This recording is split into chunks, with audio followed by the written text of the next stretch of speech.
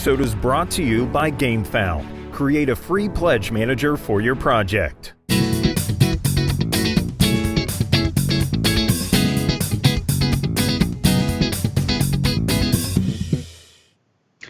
Hey everybody, I'm Tom Vassell. I'm Z Garcia. Hello everyone. I'm Mike DeLisio. Hey there. All right, so a couple things here, folks. First of all, this is our Crowdsurfing. Welcome to our show about Kickstarter projects and what's going on in the Kickstarter side of things.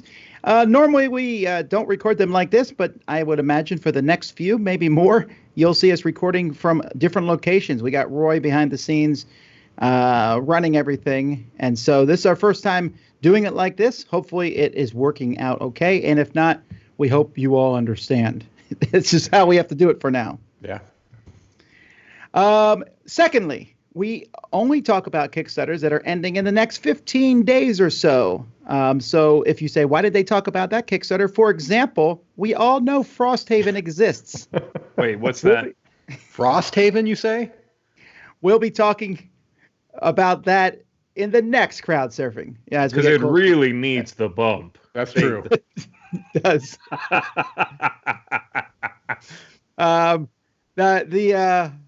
I saw that there was one of the other companies. It's like yesterday they said, or 2 days ago, you can now download Frostgrave for free. And I thought that's really convenient timing there. Get Frostgrave free. That reminds me of those. Every time a big movie would come out, you'd go to Walmart and they would have that bin of $3 DVDs with like, legally distinct but very close titles and fonts to things, Yep. Beverly Hills Policeman. Yeah. Beverly Hills Policeman. I think I've seen that movie. It's an excellent one. All righty. Well, like I said, we have this whole thing going on with, we're all staying at home and doing this, but Kickstarter's still going strong. If I do mention anything briefly about Frosthaven, it shows that people are still willing to back games at this point in time. Yeah. And there definitely is going to be some of that stuff going on right now on the channel. So let's take a look at what projects are going on this week.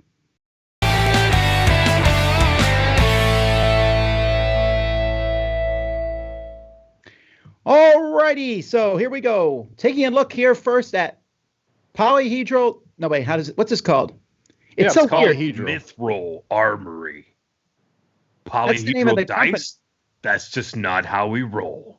All right, I'm going to play this little video real briefly. Don't do it, Tom. It's a trap. It's a trap.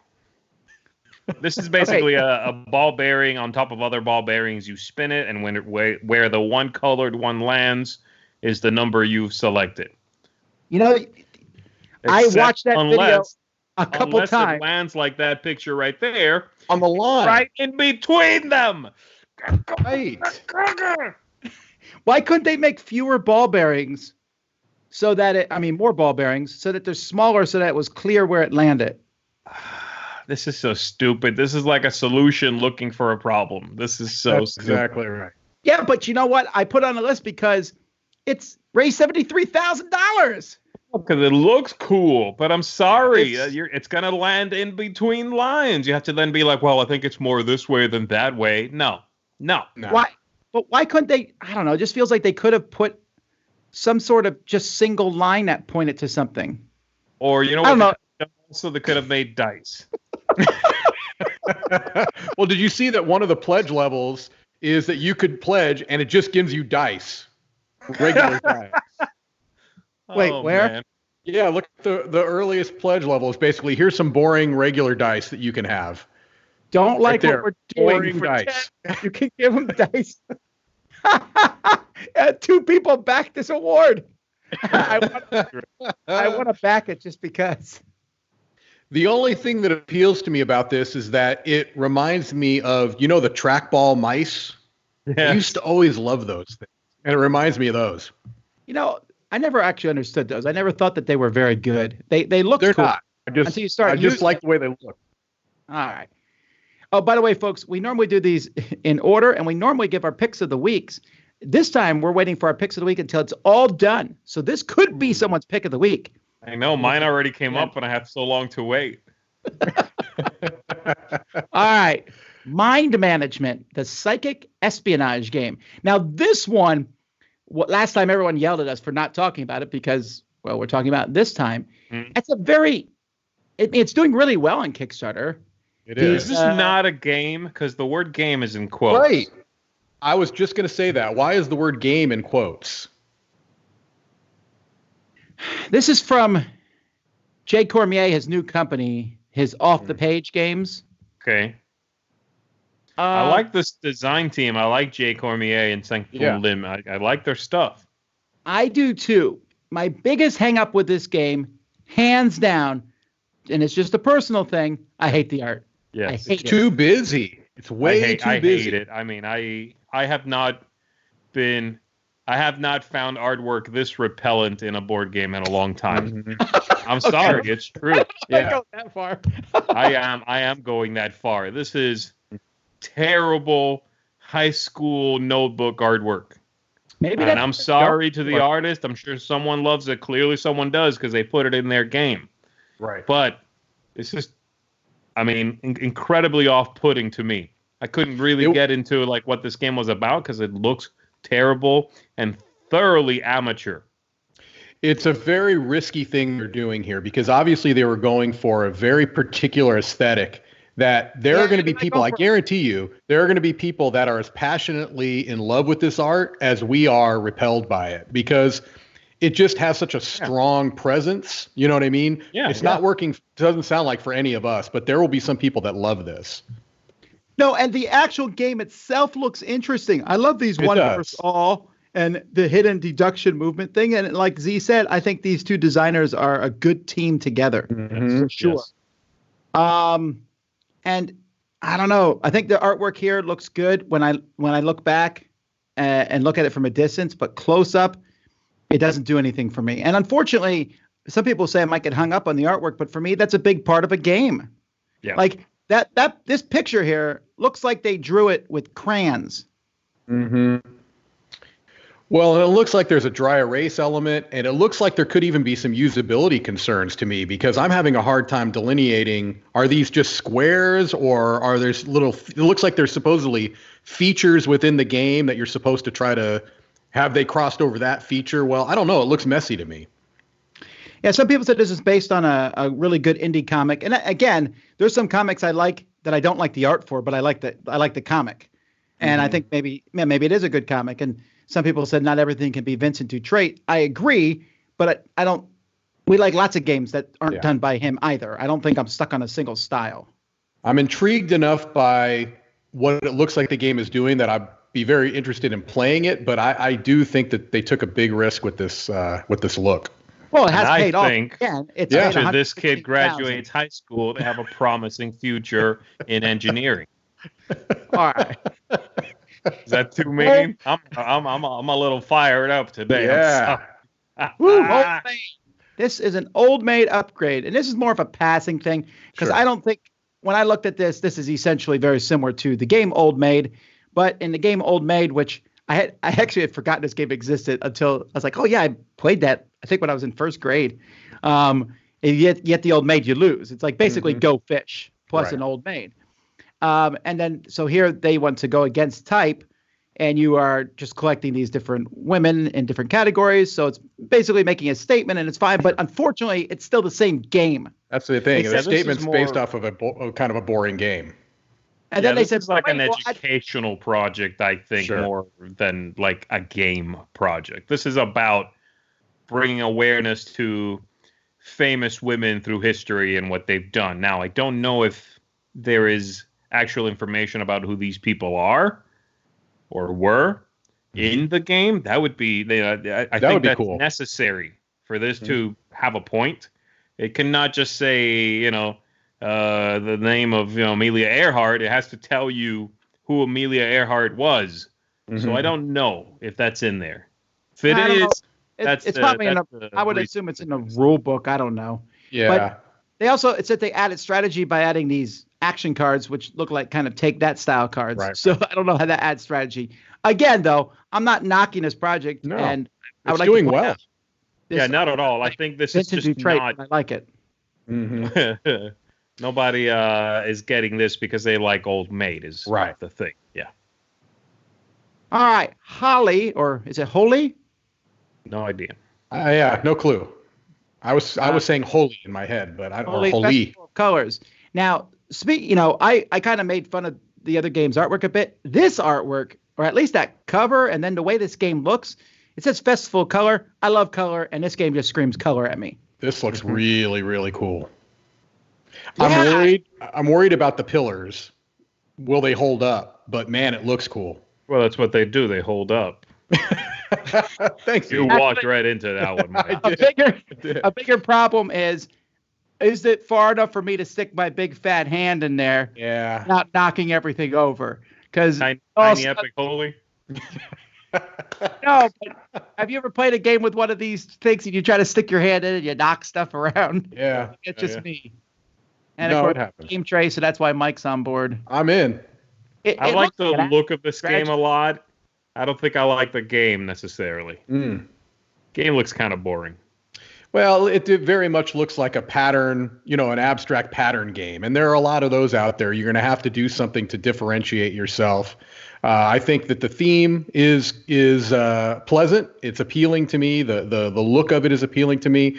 But is there enough game there? I don't know. It's looking a little light. I definitely like color though, and that's I'm on board with that. All right. Yeah.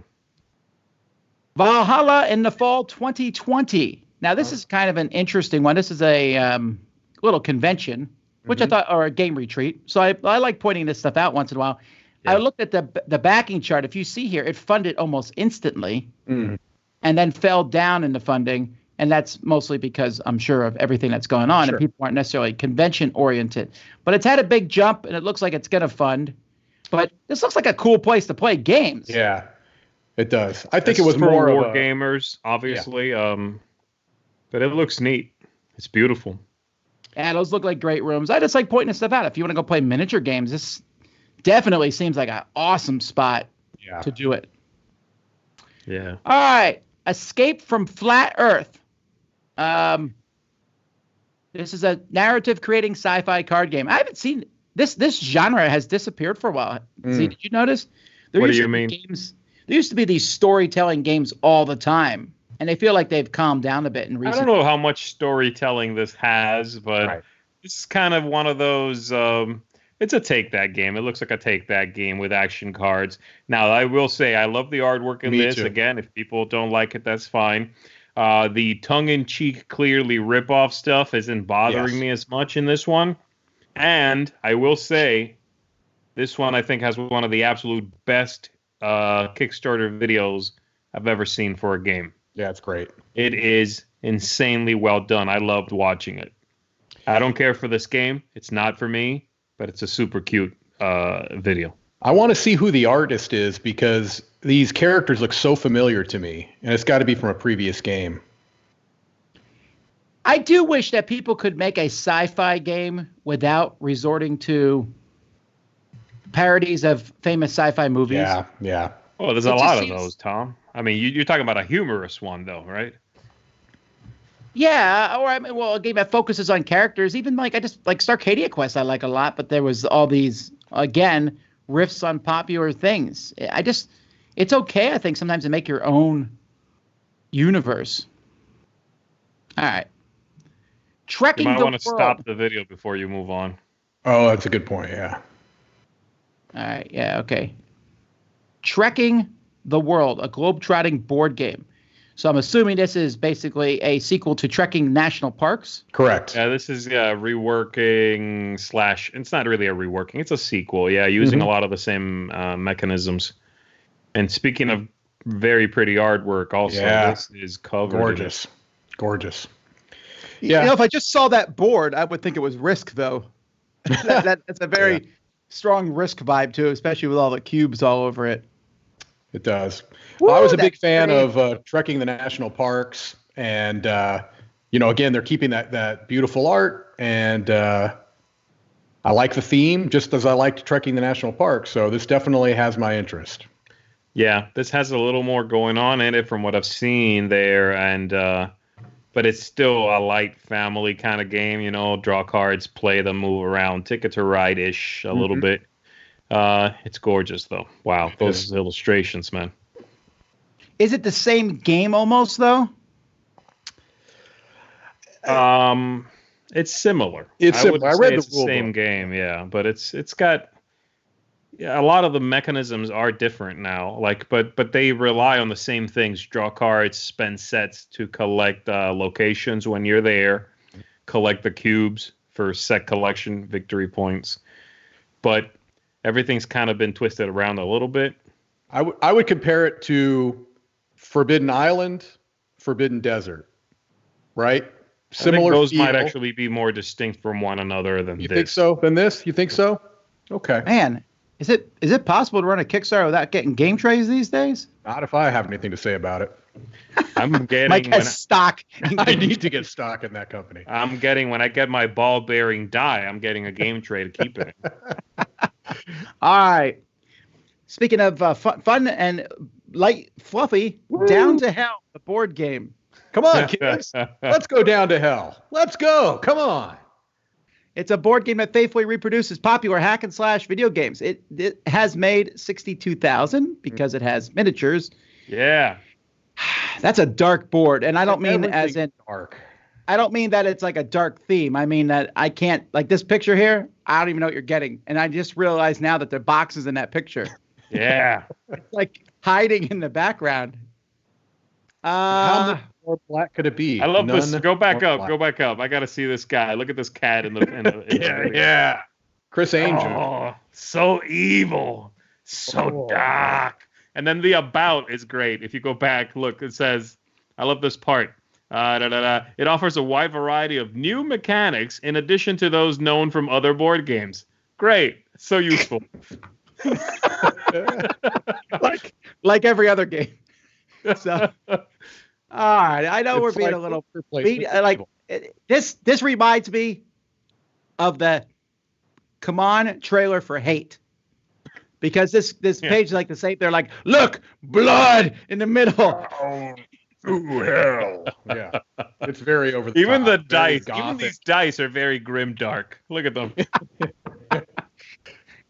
All right. So taking apart that mocking of that, I don't know. It still looks awfully generic.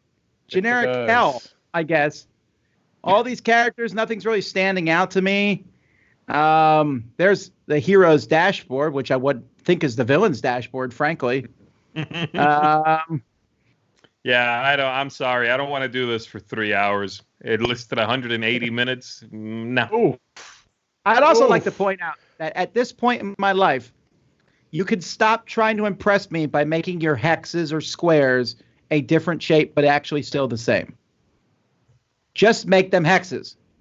It doesn't make it any If you get better. the deluxe printing of this, the edges are sharpened and made from stainless steel. Ooh. Nice. Down to hell. Alrighty. Well, it might be a good game, but I really dislike that I can't see anything on this picture. They use black for everything. Can't tell whether it's been unlocked or not. Everything looks like it's still locked. I don't know. All right. Let's jump ahead. All right, 18 Holes, strategy board game. That's a terrible name, but This video was really boring in comparison to the one with the cute cartoons. They teach you how to play in the video, which I appreciate it, to be honest. But Yeah. I had a hard time getting through it. It's really boring. the game doesn't look bad looking here. It from the looks picture. okay, but it's just, I mean, I almost fell asleep watching it just because, well, it's golf for one thing, but it's also just sounds. I think I'm not the target audience. No, that's Golf is one of the exactly easiest right. sports to put into a board game because you take so many swings and you can do all this stuff. I hope it's good. Yeah. I've played a lot of golf board games in my life, honestly. I don't know. I think for people who like golf and you want to play a fairly light little card game about it, this does not look bad, to be honest. Yeah. If I was into golf and wanted to, for some reason, play a board game about it, this might be one of the better looking ones. It's just not for me. I also feel like that's a niche that has not really quite been filled yet. Sports themes in board games still are a very, very small segment, and it's hard to get good ones. It really is. There's a baseball lot of highlights, maybe.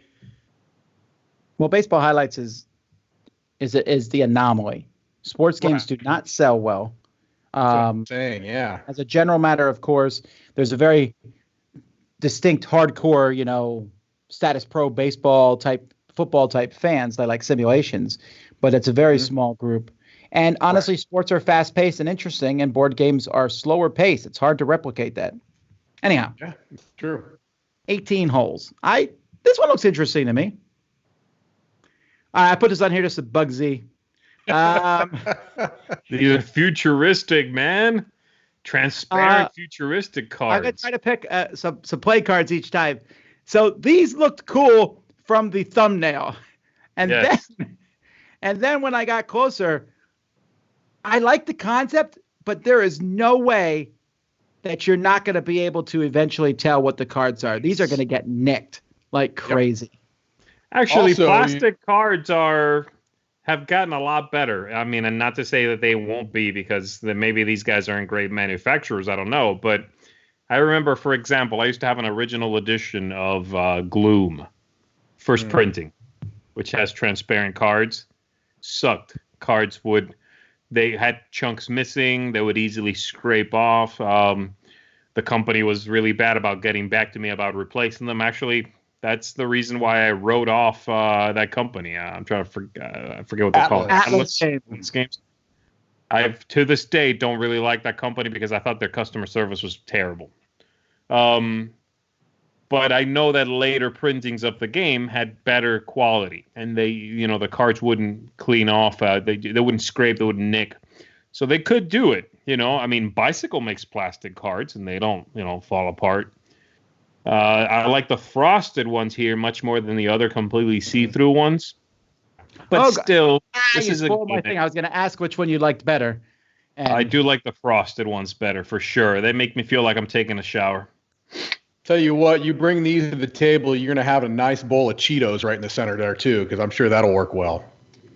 Yeah, it doesn't matter. I mean, it's great. The one thing I don't like, look at that. Yeah! Yeah! Underwater poker.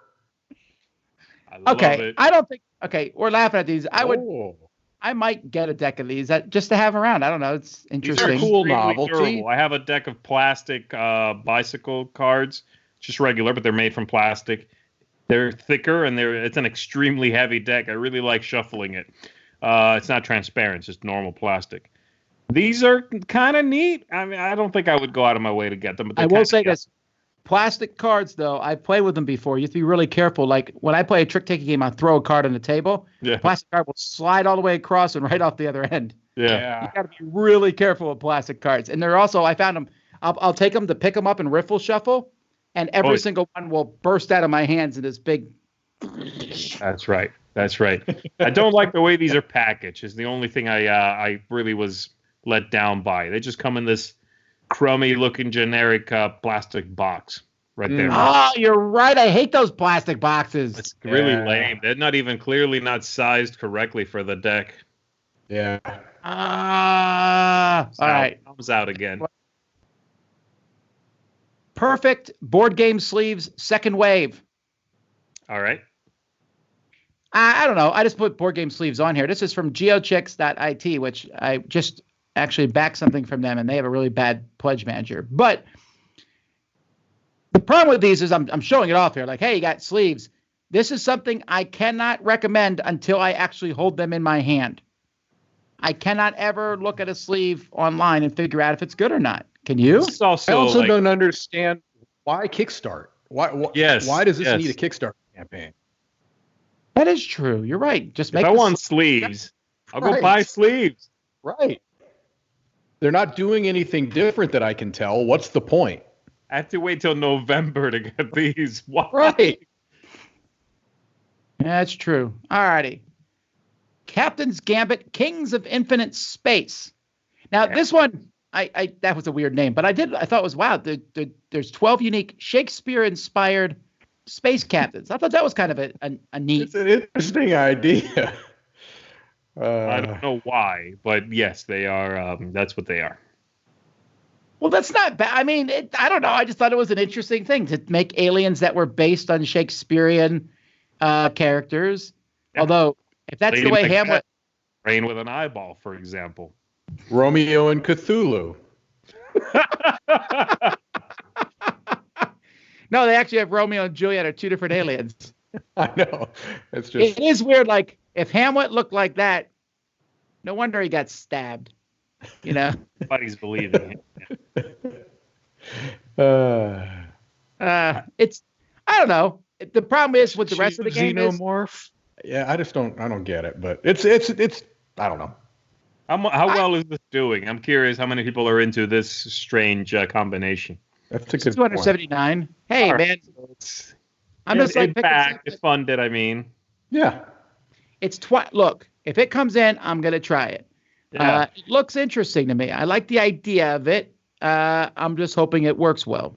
It's also, I think, the right type of game to do a theme like this because it's a social deduction, large group party game. I think that's the type of game to have a weird theme like this for. Sure. Yeah. All right. Well, let's take a break here, folks. We're going to jump out of this and over to Mark Street. We're halfway through. We got a few more Kickstarters to look at. Let's go to Mark, and then we'll be back. Hey folks, welcome back to our Dice Tower preview recap. I'm Mark, and today we've only got a couple games to look at. As you can imagine, most Kickstarter, at least preview-wise, is a little slower at the moment, but we still got a couple things. We're going to be trying to protect our sanctuaries, and we're going to be splicing and dicing. All right, let's get to it. First up, we have Sanctuary, the Keeper's Era. In the dark fantasy world of Elnirth, we are in a time of war and wonders, known as the Keeper's Era. The Keepers are fighting to preserve their essence, ancestral energies that they can channel and tame through their sanctuaries. You are one of these Keepers, and your objective is to prevail on the others by summoning your army of acolytes and destroying your opponent's sanctuaries. Pick one of the 6 unique factions and meet your champion, a legendary individual chosen amongst the most faithful and talented devotees. Join the fight and accomplish your destiny. Who will be the last one standing? So your main goal in this one is to protect your sanctuaries. And this game doesn't really have like tons of like super unique things to it. This is a lot of stuff you've seen before. You're attacking in lanes, you're defending your sanctuaries. And the thing about these sanctuaries is that as you play each round, they level up. So you get special powers once they reach their maximum levels.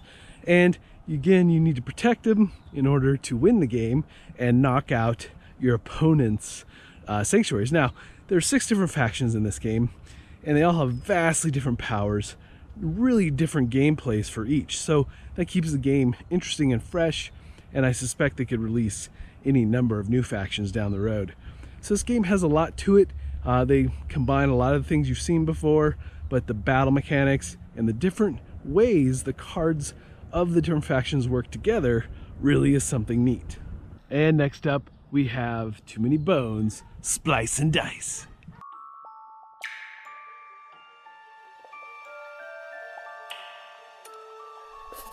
Immortality.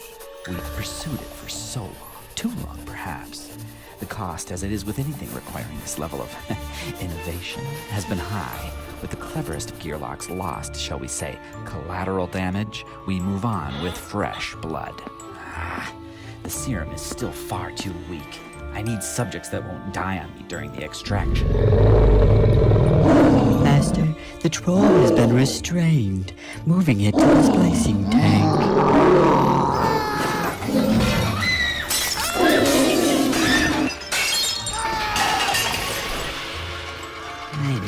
Interns and more subdued subjects to splice. Next, attend me. Bring me Daylor's wounded and dangerous of any kind. With enough splicing, it's only a matter of time before my creations are strong enough to extract what I need from them. More mechs headed our way from the north. This battle won't be over before they arrive. Papa's here. You're the dragon. I gave it a sleep aid.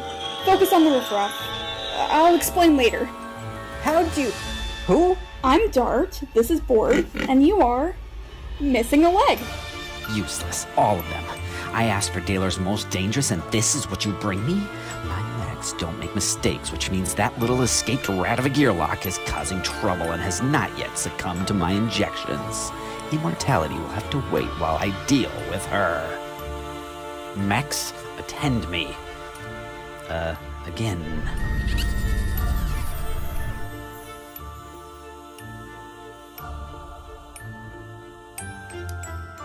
So, Splice and Dice, yes, that was already on Kickstarter, already funded really well, as you'd expect anything from Chip Theory to do.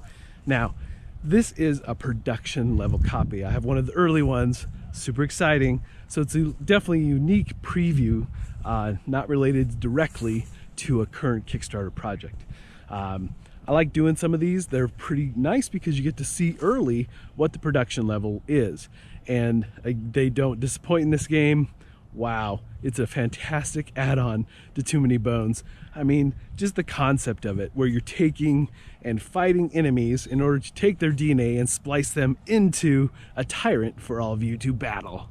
Really some neat concepts here, and the way you go about it in the lab and creating the tyrant for save later even, and even in the middle of creating them you can do that. So really some interesting things to this version, this add-on to Too Many Bones.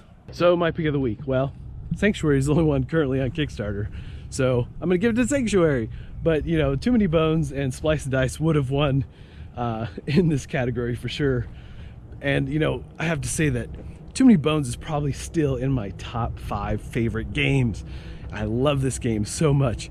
So just, you have to check this out when it releases. And I know everything from Too Many Bones is on the boat, on its way over, so keep an eye out for that. But Sanctuary, definitely worth checking out. Beautiful artwork. I love the factions and how just vastly different they are. So go check out that game. All right, folks, if you want any more information about any of the games that I've mentioned here, please go check out my full previews. Now, it's important to note that Splice and Dice is coming soon, so keep an eye out for that preview, probably end of the week or so. So that'll be up on the Dice Tower. Now, if you want your game featured as a Dice Tower preview, please shoot me an email. All right, folks, I hope everyone out there is staying safe and well. All my best, and until next time, we'll see you at the table. And we are back. All righty, let's get back onto the Kickstarters. The next one up is Lawyer Up. I object. Thank you. Sustained. It's objection. All right, I'll shut up then. But Judge. Fine, overruled. This one was actually recommended to us by two of our last guests, Rodney Smith and Jeremy Howard. Both were telling us how much they were interested in this game. And by them telling me this 2-player back and forth game sounds really interesting. Sounds very thematic. I like the art. I like the card design. That card design reminds me of something else, but I can't think of what it is. Oh, that Kane Klenko spy game. Oh, Covert. Yeah, you're right. Doesn't that look like Covert cards? Yeah, a little bit. Does. Yeah, it's great. It's great card frame design. It is. Very good. It really is. Yeah, and it's a cool theme. I like the theme a lot.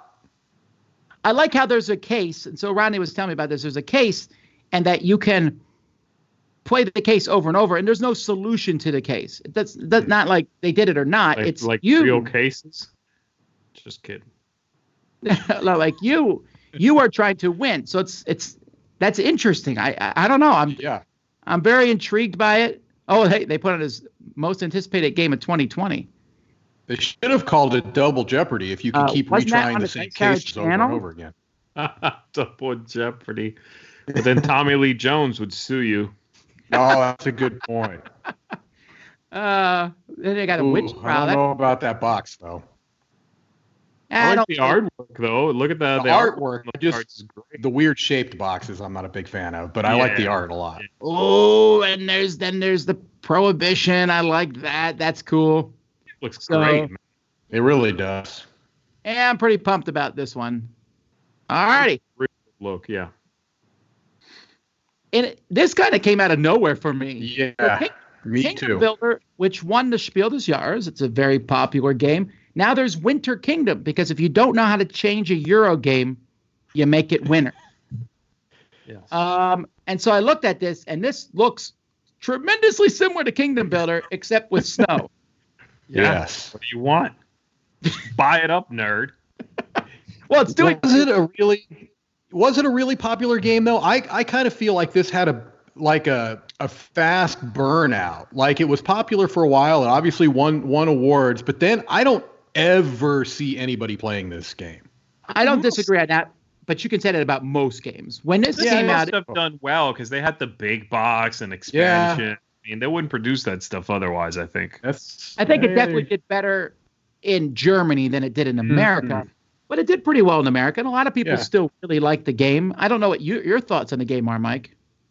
I think it's a fine game, actually. I don't mind it. I'd say I like it. I just was a little surprised that they went there. It just didn't seem like anything that was being kind of asked for. You know, I didn't hear a lot of people say, "Man, I'd really like to get a winter-themed version of Kingdom Builder." You know, are they doing anything very different? It's hard to tell. I mean, I know they're making some small changes here, but I honestly don't think so. And yeah. So, okay. I mean, this looks like a different game. I mean, very similar, but a different game. Yeah, you're right. Maybe it is a very different game. But it looks the same. All right. Well, there you go. Yeah. Lions of Lydia, strategic game of ancient prestige, done by Johnny Pack, the coolest game designer name in the business. Johnny Pack. Down Johnny to hell. Pack. I really PG-13. I really like this cover. Yeah, the like bits look very nice too. Yeah. See, that's interesting because the thing I was most interested in was the fact that it was designed by Johnny Pack, because I thought Coloma was a fantastic game. I liked Sierra West quite a bit. This art, though, and theme, it doesn't do a whole lot for me. It really doesn't. It looks Coloma? What do you mean? It's like no, Coloma's the West, dude. Fantastic game. Yeah, it's a great game. Yeah, but this feels like, I don't know, like the same kind of look and vibe as his other stuff to me. Oh, it just looks a lot like Hedera. But yeah, I'm certainly interested in trying this one out. I think Johnny Pack has earned my trying it out, and I like the look of this. I think it has a nice mid-weight Euro style look, the whole thing. What else has Johnny classic Pack done? Well, he just mentioned really he's new. Sorry. He just did 2 games that came out. He did the Coloma and then that little Western 6. He did a Fistful of Meeples. Fistful of Meeples, and then he did Sierra West, right? Mm-hmm. Sierra West and Coloma are 2 pretty solid games to do in the same year. Right. This looks neat. I like the look of it. Yeah, I definitely want to play it. No, I'm not. No, all I'm saying is, I was just interested that the thing that you were appealed to you was the one thing that I wasn't that.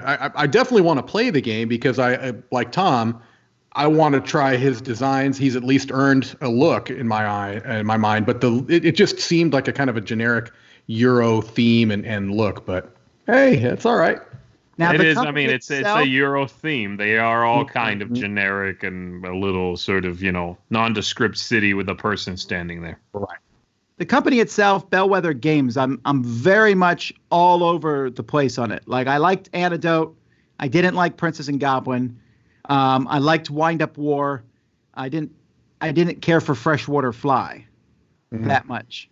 So, but I will say this: their component quality always top notch. Yes. Yeah. All right. Jumping to board game Kickstarter advice. Here's how you fund yourself on Kickstarter. Write a book. Yeah. I will say this. I thought it was a really corny thing. I was like, if you really want Kickstarter advice, you can go online and get it. You don't need to buy a book. But he did not mess around. He got a lot of people this to write the book. Although if he's paying them for their participation in the book, and he's not making a lot of money on this book. Right. I think it's a neat idea. I think it's a relatively small group of people, I think, that would be interested in this potentially. I don't know how well it's doing. I didn't take a look at how well it's funding. Backers. No, that's good. That's pretty good. And I agree that he got some heavy hitters there to contribute to the book. So I don't see Isaac Childress on the list. He's too busy making money.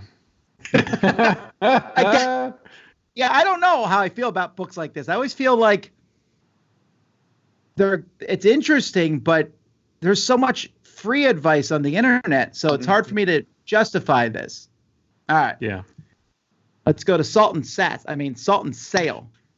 A game of discovery during the age of sail. Salt and Sass is a show that Mandy and Suzanne do. You talk about generic looking. I don't know.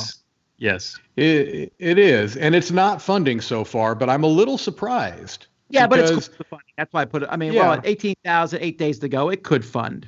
Yeah, it could. Probably will. Yeah. I don't know. I think that the page, it looks like they've done it's very brown. Yeah. It looks like they've done a decent job with the page. But again, there's nothing really inspiring about it. The main thing that jumps out at me, to be honest, is like, hold right there for a second. The font on the back of that discovery card says volumes to me. It makes me think of like when I get a Viking game and it has that one Viking font that every Viking game uses ever. Mm-hmm. I'm sorry. I know that it makes sense, but be different, I mean, try something else. So it just looks like a retread of stuff I've seen and consumed and gotten rid of and bought another game that, this is kind of like that one. And I played and consumed that and got rid of that one. This is just version 37 of that. It looks a little bit like first generation Robinson Crusoe, but not as good. Yeah, and you're right about that brown, as everything just has that coffee stain look. Yep. All right. Let's jump over here to Aquanauts, Discover the Deep. Now, this game fits in that category of covers that are blue with a fish on them. But here, when I looked at the board, I thought, that looks pretty cool. Yeah. Mm-hmm. I was pretty impressed with how this looked. I'm a sucker for underwater themes. Yeah, anyway. I'm the same way. They had my interest just based off of that. Yeah, and it definitely does look, at least in a passing way, it looks like that other one that came out. What was it called? You have it, Mike. What is it? Oh, Aquatica. Aquatica, yeah. It gives you that vibe of Aquatica. I guess who's I didn't look and see who the publisher was here. Inside the Box. Oh, I like them. I like their stuff a lot. They did Subterra 2. You're right. You did like Subterra, although that's cool. I hadn't looked at the publisher. This moves up for me now. Honestly, they're doing great stuff. All right, Starlight. Now this one, I might have just changed my pick. I can do that now. Yeah, it's true. We're not locked in. Starlight has made almost $500,000. This blew me away. I had never heard of this, and I'm like, what are you kidding me? This sounds almost like a Seventh Continent style thing in a sense. Yeah. It's a campaign game with branching storylines. It looks like it's 1 to 4 players, but it sure sounds like it's aimed at being solo. And it says here 20 minutes per player. What? Where did this come from? Have you heard about this at all? Not at all. Those ships are cool. Yeah, but it doesn't look like a 20-minute game, does it? No, it does not. They mean setup. 20 minutes per player to set up. Well, maybe you play through like different missions. Yeah. This one seems all over the place to me as far as like quality of art and components. The board, maybe it's meant to look super bland because you're going to be putting tiles out on it or you're going to be putting minis out on it. And that's fine, but the board looks really bland. Also, the character art on those cards looked very, very, I don't know how to put it. It didn't look good to me. But then the sculpts look nice. The page itself looks like they put a lot of, thought and time into it. So I don't know. This also, to me, has an appearance of you're going to get this, and there's going to be 3,000 cards. There's going to be 15 different modules. You're going to have to figure out, okay, well, what part is the base box, and what is this module, and what is that module? And I don't know. To me, it looks like it might be a bit bloated. So this is making a lot of money. Why do we think it's making that much? I don't know. It looks like you get a lot of content. I'm telling you, I wasn't interested on first glance, but when I see how short the time length is, supposedly, even if they're lying. Who knows, Tom? You can't go by that. Yeah, you can to some degree, though. If they're saying 20 they're lying to you, Thomas. No, but if they're saying 20 minutes per player, even if they're like undercutting it and it's 40 minutes per player, that's still, a game that says 40 minutes per player is always like a 4-hour affair at first. This, I don't know. And also the fact that I think they changed the page day. It's because it's April 1st. Tomorrow you're going to go on there. It's going to say 120 minutes per player.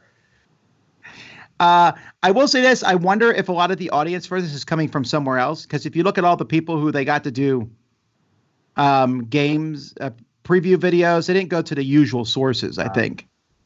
Maybe. I don't know, guys. I'm interested. I like dual layer boards. Yeah, I do. All righty. Well, this is the highest making money one, I think, on the list today. Moonshine Empire. So this one here, I think this one was at Dice Tower West. I believe it was. I think they had a booth. This is also has a. Oh, I know it was because they gave me some vehicles for it. I have these vehicles sitting at my desk, and it's like this old man thing. I'm like, what are these vehicles for? Oh yeah, they're for Moonshine Empire. I've done that at least 10 times. I like the look of this a lot. There was another game that recently we got in the office that was about running moonshine. That was not Moonshiners of the Apocalypse, maybe. Yeah, it was just a mess, an absolute mess. Yeah. This looks good. It makes me. I like the character artwork a lot. It makes me think of the TMG Old West style games, and I don't know. The whole game sounds a little more robust than this silly kind of theme and artwork would lead me to believe. I like that. I like when a game can look light and offer some interesting choices also. I like the idea vehicles. I like everything. Yeah, it looks like a fun game. It looks like they thought it through. Also, $59 for the deluxe version. That seems like a very reasonable price. And anything where you can put your little meeples in vehicles and drive them around makes me super happy. Mm-hmm. All righty. 3 more games. Here we go. Pandemain, traditional farmer's bread. So the name cracked me up. But when I looked at this, I would swear, if you just show me a picture that said, what year did this come out? And I'd say, this came out during the height of Euro games like this in 1997. Yep. That's it. Doesn't it look like one of those games that came out back then? From everything, it the pieces to the tiles, and again, I'm not saying that makes Lost Peninsula. It looks like a Euro, except for that art. That art is more modernistic on the front there, and the fact that they're like leaning into the bread thing, I'm okay with that. I think that's great. Yeah, I actually. If you're going to do something like this, I know I was complaining earlier about kind of the generic Euro style. I think this is a little bit tongue-in-cheek with that. And I like that bread theme is just weird enough that I'm interested. I'm interested in that idea of making bread. It's almost like, and also I think for a worker placement game, producing things like viticulture works really well because it helps thematically. You're making wine. Here's one step. Here's a second step. Here's another step. I think that could work with this too. You're getting the ingredients. You're mixing the ingredients. You're baking them. I think that works for a worker placement game. Now, I will say, if you guys can see these videos here, I find it fascinating that they show the mouse in them. That's true. Yeah. I've never seen that before. Yeah. I don't think they have a way to remove it. Yeah. It looks like they're showing the computer game version of it. Mm-hmm. However, I think games like this can still exist where this looks like a slightly heavier Euro game. And like I said, from a distance, it looked like a late 90s game. But when I look at it closely, I can see the upgraded art and the tokens look good. I'm interested in this one. Don't forget about the Holy Inquisition. And who's the company? I know, Rye. Amphora Games. What's their first game they did? Oh, same thing. It just did. It didn't Hashtag you better recognize. All right. Hashtag medieval bread, y'all. Get Out of Colditz. This is real. Now, am I the only one that feels like this seems super shady? I agree, especially since they went so far to put a trademark on top of Colditz. See it there? Yeah, that seems real wrong to me. I mean, you're not out of the loop here. What's going on? Escape from Colditz. That game was like from what, the 70s? Yeah, and it was just reprinted a couple years ago by Osprey Games. Right. And so, again, the Colditz Castle is not, it's not property of anybody. But if you have a game called Get Out of Colditz instead of Escape, that's back to that whole thing we're talking about where they copy the Disney movies. Mm-hmm. And it feels like they're trying to get people to the point where the font almost looks the same. I think the font is the same. I think that the problem I have with this is I think that and I don't want to cast aspersions, but you could make the argument that people are being deliberately deceiving people, making them think that this is part of like the card game version of that. Are we sure they're not related, guys, before we keep talking about this? Yeah, I mean, I don't want to say anything, that might be wrong. It looks like those games, yes. They made a game that's they have every right to do so. They made a game that's almost Vassal. You got.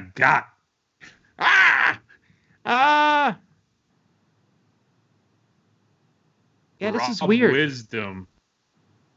It's not Osprey Games, but see, here's the thing: if he did have the rights to the original game, then why wouldn't he? He doesn't mention the other game at all. Right.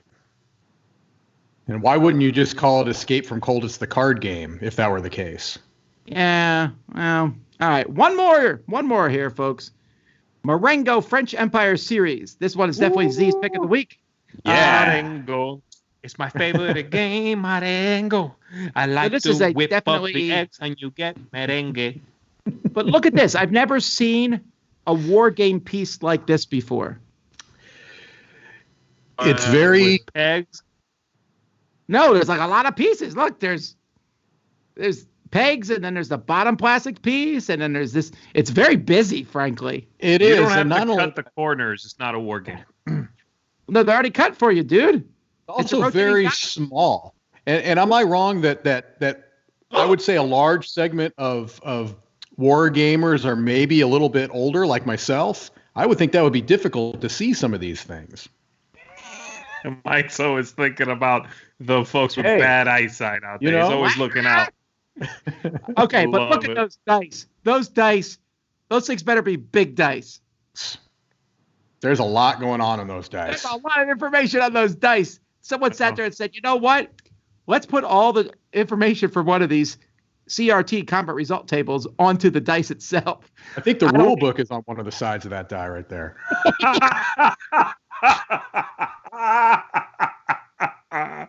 I love it.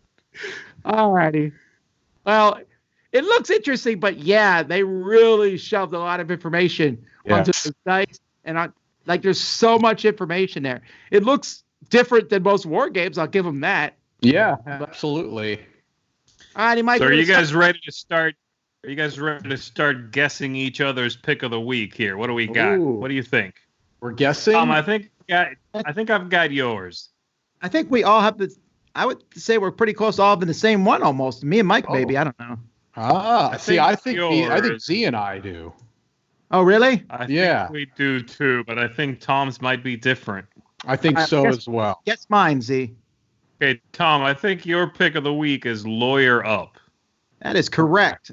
That was my guess as well. I really like the idea of this. There's very few games that have to do with law in general. I like watching law shows. They're my favorite of the TV shows usually.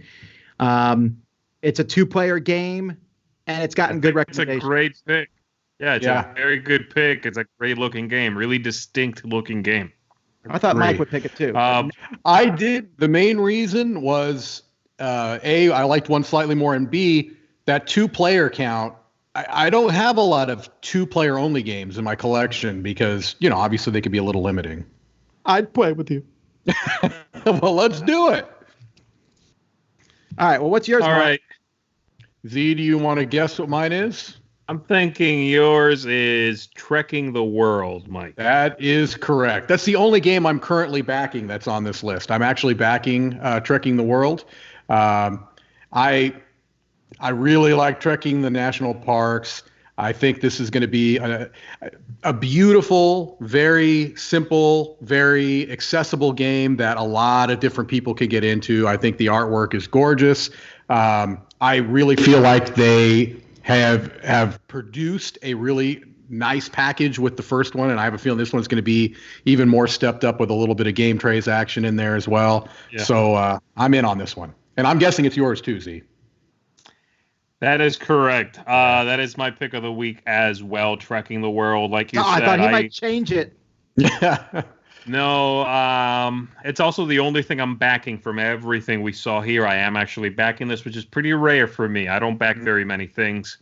But I got to tell you, if you folks are watching this and you haven't looked at this page yet, this is how you run a classy campaign. Yep. This is just an extremely classy, well put together, good looking, robust, reverential kind of way to run it. I don't know. I think, honestly, I'm very impressed, not just by the game. It's a pretty game, interesting, light, family kind of game. These guys have no stretch goals. Right. They are doing a lot of audience engagement in their updates. Yep. Just the whole way it's coming across to me, I am very impressed. Truly, I am. So you should give these guys a look. And the price is remarkably reasonable. Yeah, very competitive. Yeah. All righty. Well, that's that, folks. Another week of Crowdsurfing done. We'll be back in 2 weeks with another Crowdsurfing tonight. Eric and Crystal take the airwaves with Dice Tower tonight at 9:00. And, of course, almost every night, starting tomorrow, continuing tomorrow, I should say, at 9 p.m., we have our Dice Tower chats. Tomorrow, we got a couple live things. In the morning, we'll be doing Board Game Breakfast live. And then Z and I will be doing our top 10 games to play using webcams or something like that. Playing remotely online. And that's right. So for the foreseeable future, we'll be doing a lot of our shows just like this with multiple cameras and stuff. And, we hope you all are having a great day. We have other content coming out right now, actually, on our channel, so you can check that out. But until next time, I'm Tom Vassell. I'm Z Garcia, everybody. I'm Mike DeLisio. Take care. Have fun gaming.